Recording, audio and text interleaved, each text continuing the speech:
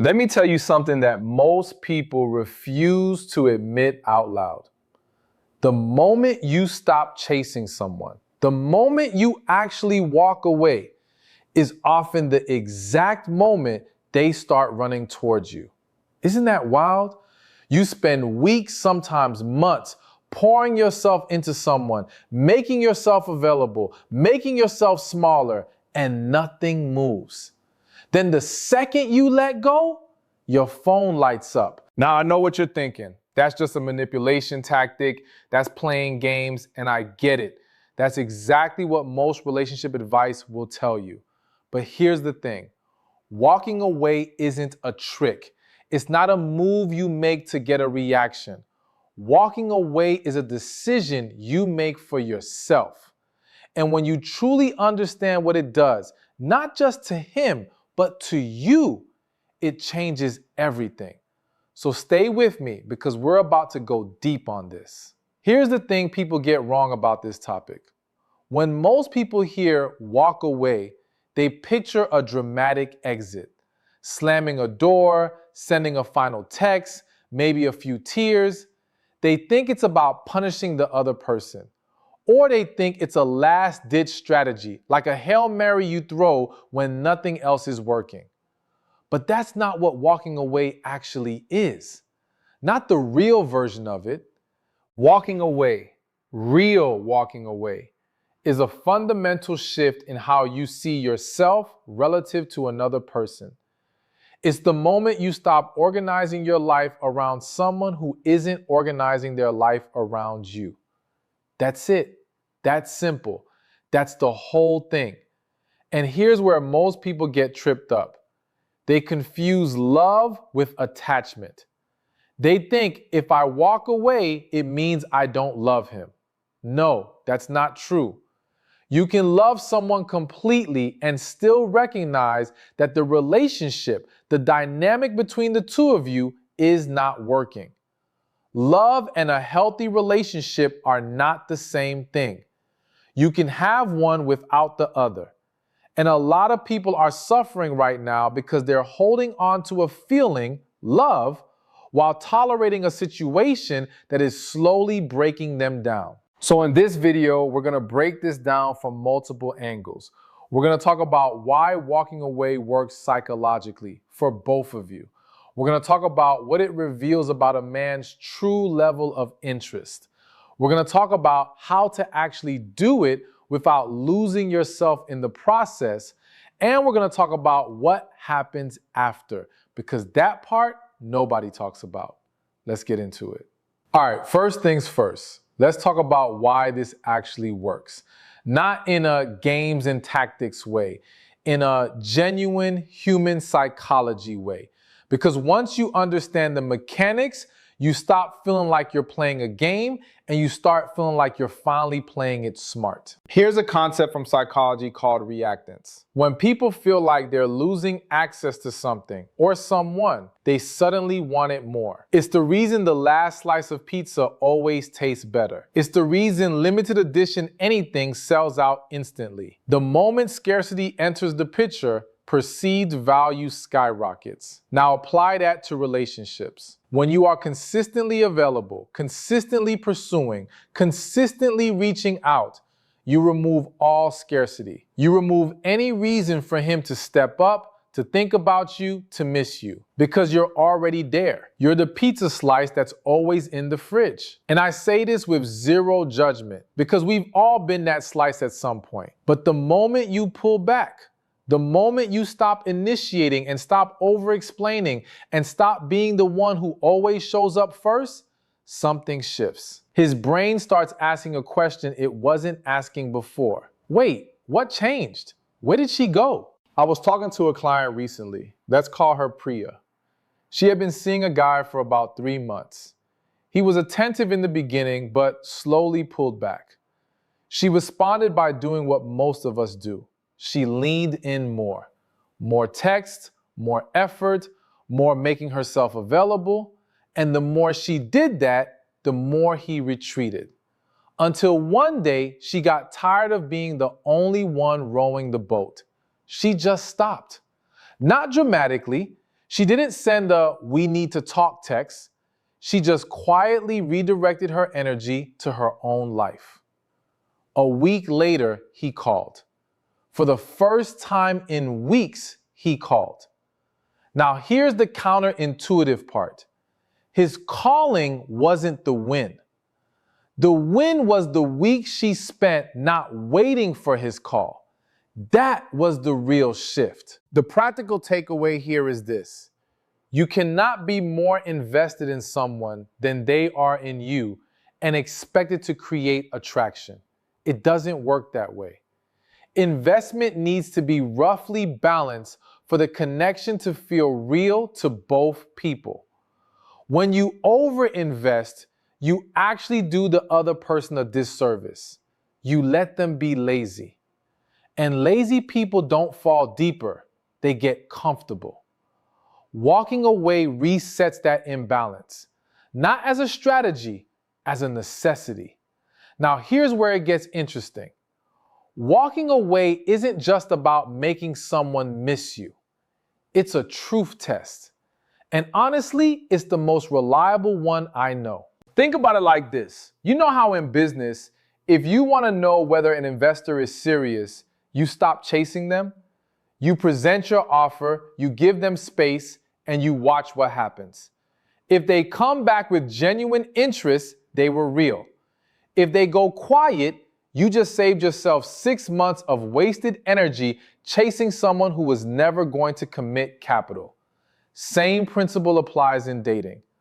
When you walk away or even just stop pursuing, you create a space.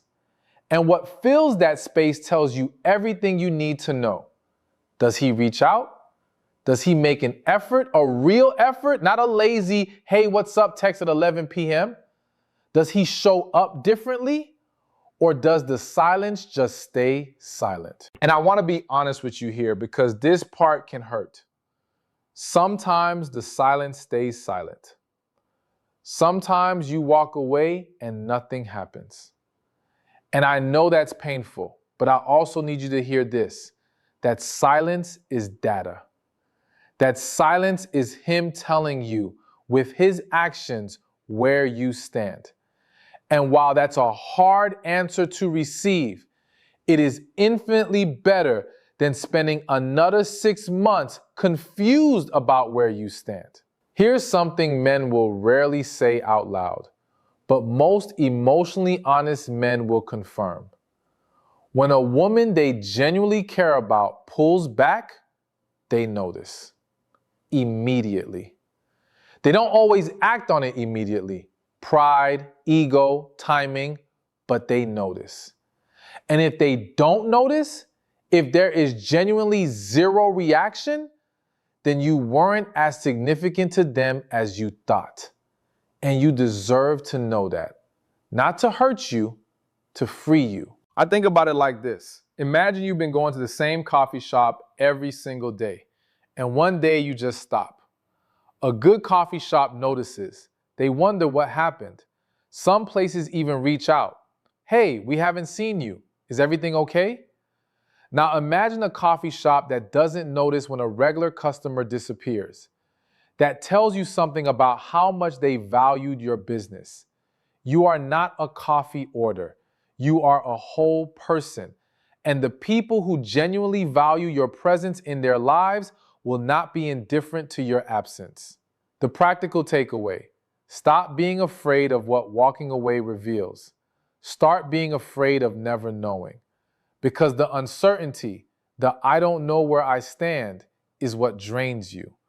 Walking away ends the uncertainty. One way or another, you get an answer. And answers, even hard ones, give you something you can work with. Okay, now I need to draw a very important line here. Because there's a version of walking away that is powerful and self-respecting. And then there's a version that is avoidance dressed up as strength. And they can look identical from the outside. Walking away from strength looks like this. You've communicated what you need, you've given the situation a fair chance, and you've come to a clear-eyed decision that this isn't working for you. No drama, no ultimatums, no waiting around hoping they'll chase you. You simply redirect your energy and your attention inward and forward. Running away disguised as walking away looks like this. You're scared of being vulnerable, so you pull back before you can be rejected. You tell yourself you're walking away, but really you're just protecting yourself from the discomfort of honest communication. Or you're using distance as a manipulation tool. You're not actually ready to let go. You just want them to panic and come back so you feel validated. And I say this without judgment because both of those patterns are incredibly human. But they're worth looking at honestly because only one of them leads somewhere good. Real walking away, the powerful kind, requires that you actually be willing to lose the person. That's the part people skip. They want the benefits of walking away without actually being prepared to go. And the other person can feel that.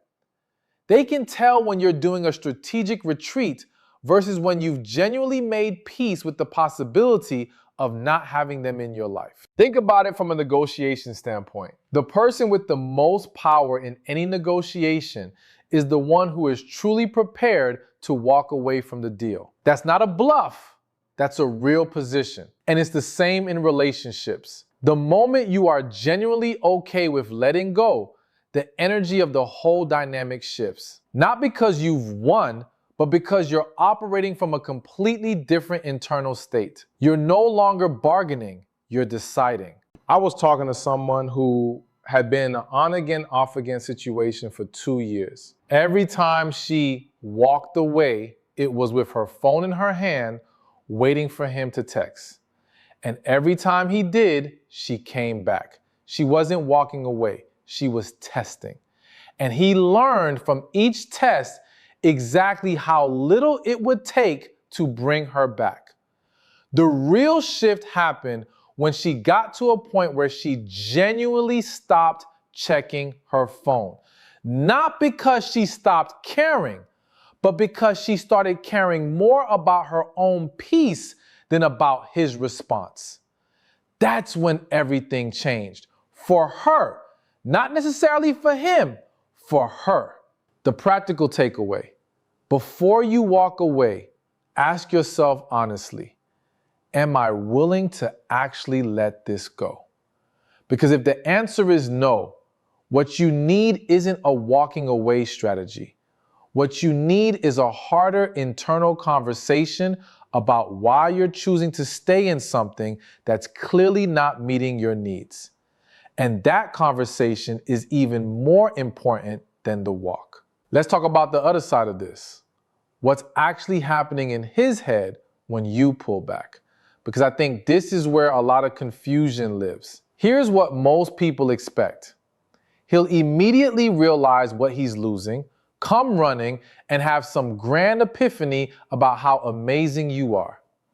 And sometimes that happens, but often the process is slower and less cinematic than that. And understanding the real timeline is important. When a woman a man cares about pulls back, the first thing most men feel is not panic, it's confusion. Why is she quiet? Did something happen? Is she okay? Some men reach out quickly at this stage. Others sit with the confusion and tell themselves it's fine, she'll text eventually. Then comes stage 2. If you stay consistent in your withdrawal, and this is where it gets real. This is where he starts to actually feel your absence. He goes to reach for his phone to text you something and catches himself. He sees something that reminds him of you. He notices that his day feels different somehow, even if he can't quite explain why. This is when your presence in his life becomes tangible through its absence. And here's the thing men rarely admit, but most introspective men know to be true. We don't always appreciate what we have until the dynamic changes. Not because men are inherently careless, but because human beings in general adapt to what's consistent in their lives. The sun is always there. You don't think about it until you're stuck in a week of rain. That sounds harsh, but it's just how attention works. Now, does that mean every man will come around? No, and this is crucial. Some men will feel your absence and genuinely not do anything about it. Maybe they're dealing with something internally. Maybe they've already emotionally checked out. Maybe they just weren't that invested to begin with. And if that's the case, if he feels your absence and still doesn't move, then you haven't lost anything. Because what you thought you had wasn't what you thought it was. But for a man who genuinely has feelings that he's been taking for granted, and this happens more than people think, your stepping back can be the thing that wakes him up. Not because absence is magic, because absence creates space for him to finally feel what he's been passively enjoying without properly acknowledging. Think about it like a business partnership. If one partner starts showing up less, making fewer decisions, taking less initiative, the other partner doesn't necessarily notice right away. They think, oh, she's busy, she'll circle back. But if it continues, they start asking questions. They start valuing the contribution they took for granted. They start wondering what their operation looks like without that person fully in it. The practical takeaway? Don't walk away expecting a specific response from him. Walk away to change your own position, your own energy, your own daily experience. What he does in response to that is information, useful, important information, but it's not the goal. You are the goal. Okay, this is the part I really want to spend time on, because knowing that walking away is the right move is one thing. Actually doing it, and doing it without torturing yourself, is something else entirely. Let's be real. Walking away from someone you love or someone you've developed deep feelings for is one of the hardest things a person can do. Even when you know it's right. Even when all the signs are pointing in the same direction. Because you're not just letting go of a person. You're letting go of what you thought this could be. You're letting go of the version of the future you'd been building in your head. And grief is grief, no matter how clearly you see the logic. So here's how you do this in a way that doesn't destroy you. First, you don't go cold turkey on the fantasy before you go cold turkey on the contact. I know that sounds backwards, but hear me out. The reason most people can't walk away and keep going back is that they cut contact on the outside while still feeding the connection on the inside. They stop texting, but they're still spending 2 hours a day replaying conversations, checking his social media, imagining what he's doing. That's not walking away. That's just a quieter version of chasing. The real work is releasing the mental real estate, not just the phone contact. Here's a practical thing that actually helps with this. Start replacing the thoughts, not suppressing them, replacing them. Every time your brain drifts to him, you redirect it with one specific thought about your own life. Not generic self-love affirmations, something concrete, a goal you have, a trip you want to take, a skill you're building, something real that belongs to you. It sounds simple, and it is, but simple works. Second, create real distance, not performed distance. Real distance means you're actually busy. You're actually investing in your own life. You're seeing friends, working on something meaningful, moving your body, doing things that make you feel like yourself again. Performed distance is when you're sitting at home doing nothing but purposefully not texting him. That's just prolonged suffering with better optics. Create a life that genuinely pulls your attention forward. That's what makes walking away sustainable. Third, and this is the one that separates the people who actually move on from the ones who stay stuck. Stop asking your friends to help you dissect his behavior. I know, that's harsh. But every time you spend 3 hours analyzing why he said sounds good instead of sounds great in that one text, you are keeping yourself emotionally tethered to him. You're keeping the connection alive in your nervous system. Your friends mean well, but the analysis loop is a trap. You're not getting answers. You're feeding attachment. Fourth, give yourself a timeline, but don't make it contingent on him. Not a timeline for when he'll respond, a timeline for when you'll check in with yourself. In 1 month, I'm going to see how I feel about this. That's different from, I'll give him 2 weeks to reach out. One is self-directed. The other is still about him. And finally, and I say this as the most important point, acknowledge that walking away is going to hurt and let it hurt. Don't try to rush through the grief. Don't immediately rebound. Don't fill the space with noise and distraction so fast that you never actually feel what you need to feel. The pain of walking away from someone you cared about is real and it's valid. Give it room. Because the people who rush past it are the people who end up in the same situation 6 months later with someone new. The practical takeaway: walking away is a practice, not an event. It's something you recommit to every day, especially on the hard days. And every day that you choose yourself, you get a little stronger. The feelings don't disappear, but your clarity about who you are and what you deserve gets sharper and sharper. Let's talk about the scenario everybody wants to skip to. He came back, he reached out, he's saying the right things. So now what? Because here's the thing, and nobody wants to hear this. His coming back is not automatically a good thing. Let me explain. When a man comes back after you've walked away, there are basically 3 versions of what's happening. Version 1, he genuinely reflected, he genuinely misses you, he's ready to show up differently. This version exists, it's real. Version 2, he missed the feeling of having you available.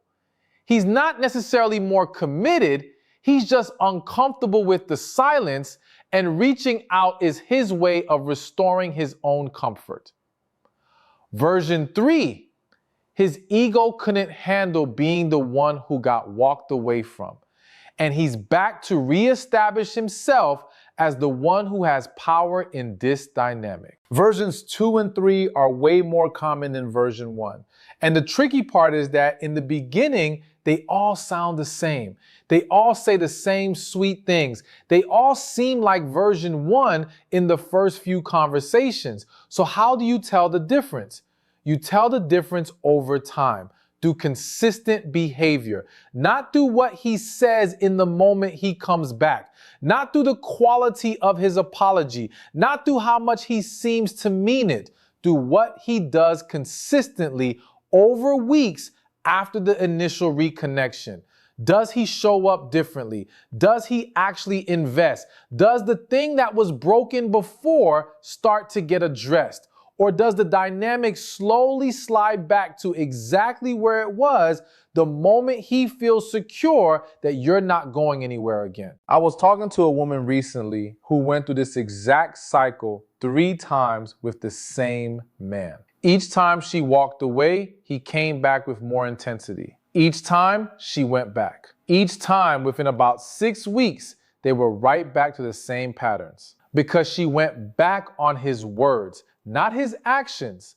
She gave him access before he gave her evidence. So if he comes back, great.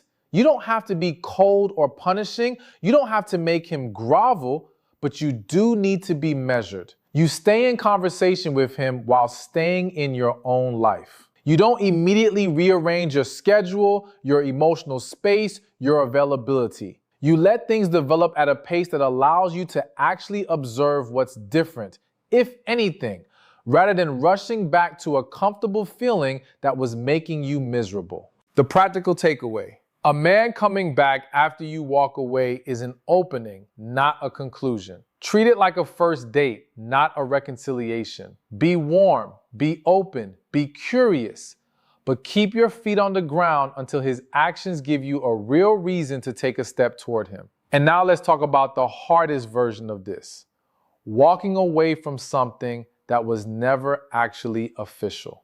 Because sometimes you can't walk away from a relationship because there technically wasn't one. There was a situationship, a talking stage, something that felt like something but was never named. And walking away from that carries its own specific kind of pain. Because you're not just dealing with the loss of the connection, you're dealing with the embarrassment of having been deeply invested in something that the other person might describe as, "we were just hanging out."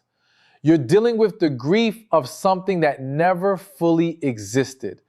And somehow that grief feels even more difficult to justify, even to yourself. Let me just say this clearly: your feelings about this are valid regardless of the label. You don't have to have been in an official relationship to be genuinely hurt by losing it. The heart doesn't check relationship status before it gets attached. It attaches based on time, on vulnerability shared, on chemistry, on the story it starts to build. And all of that is real, even if nobody ever said, "What are we?" But here's what I also want you to hear. If you've been in an undefined situation for more than a few months and the definition question hasn't come up, or it has come up and gotten deflected, that is data. Not a reason to be angry, data. It tells you where you stand more clearly than any conversation ever could. Walking away from a situationship means accepting that you can't lose something that was never fully given to you. What you're really walking away from is the potential you were investing in, the version of this person you were hoping they'd grow into. And letting go of potential is heartbreaking. But staying tethered to potential while your actual life, your actual present slips by, that's a much higher cost. The practical takeaway: you don't need a breakup to walk away from something undefined. You just quietly stop investing. No announcement required, no dramatic closure conversation. You just redirect yourself. And if he asks where you went, if he suddenly wants the conversation you've been trying to have for months, then you'll know the walking away created exactly the clarity you needed. So let's bring this all together. Because we've covered a lot of ground, here's the core of what I want you to take away from everything we've talked about today. Walking away is not a tactic. It's not a manipulation strategy. It's not something you do to make someone chase you. It's something you do because you have decided, genuinely decided, that your peace, your growth, and your future matter more than holding on to a connection that is costing you too much. And here's what I want you to sit with: the version of you that walks away. The version of you that chooses herself even when it's painful.